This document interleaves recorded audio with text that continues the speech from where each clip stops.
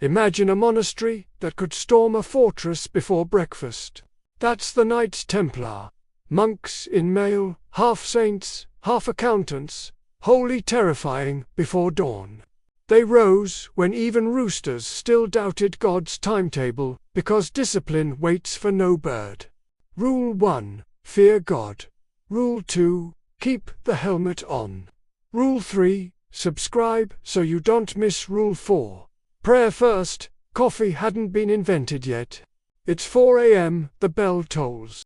Brothers stir on straw pallets, clinking like medieval wind chimes. They sleep in linen shirts and belts, because Rule 5 says, never be caught naked by the enemy. The chapel is cold, the candles few, the Latin endless. They chant psalms with the enthusiasm of men who know missing one means extra fasting. Sword hilts glint under icon light, because even holiness appreciates good edge retention. Did you know the rule of the temple, written 1129, required 7 daily prayers, starting with Matins before sunrise? Dawn, the brothers gather in the chapter hallstone, echo, and the faint smell of boiled discipline. Here, sins are confessed.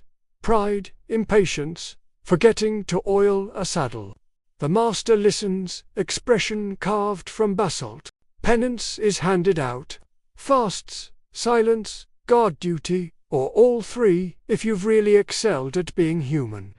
There's no gossip, no politics, no ego, at least not out loud. Article 46 of the rule demanded daily confession before the master. Once absolved, they work. Some drill in the yard, spear, practice, formation charges, and endless polishing of already spotless swords. Others count coin or supervise farms, donated by less holy nobles back in Europe.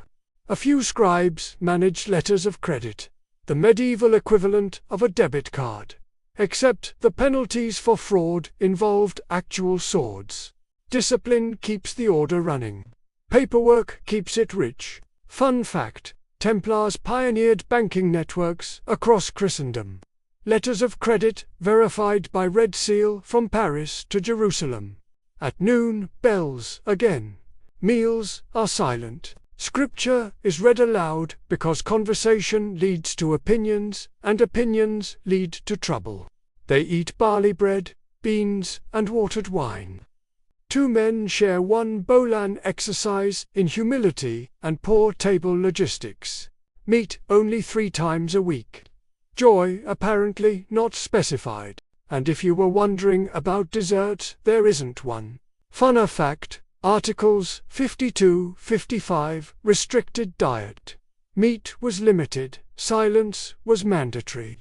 Afternoons belong to horses and heat. Every man trains as if tomorrow's dawn comes with arrows. They practice the legendary Templar charged tight ranks, lances level, the world's loudest prayer in motion. Local chroniclers, and even their enemies, those who survived, that is, admired their precision. When they rode, dust obeyed regulations. Funnest fact: William of Tyre praised their discipline. Usama ibn Munshid called them valiant beyond measure. Sunset paints the stones blood gold. Bells against Vespers. Armor cleaned, tack checked, horses brushed, until they shine like minor saints. Letters from Europe are read, donations, debts, sometimes complaints that a cousin joined the order and stopped writing. In this world, God gets the glory, the temple gets the land, and everyone else gets the receipt. Less fun. Fact: surviving inventories from Paris and Tomar record daily inspections of arms and property. Night falls, compliance closes the day. The chant is softer now. Psalm 91. Thou shalt not fear the terror by night. Some brothers sleep in the dormitory. Others take the wall. From the ramparts, they see Jerusalem glimmering like a promise too bright to trust. The rule forbids locked doors, so even sleep is slightly nervous. A breeze moves through mail links like whispered rosary beads. Kind of fact: guards rotated by monastic hours, doors left unbarred, a symbol of trust. Discipline was armor. Obedience was weapon. They weren't fanatics, they were administrators who prayed efficiently and stabbed professionally. Each day measured in bells, each bell a reminder that salvation runs on schedule. They lived by the sword, the psalter, and the ledger.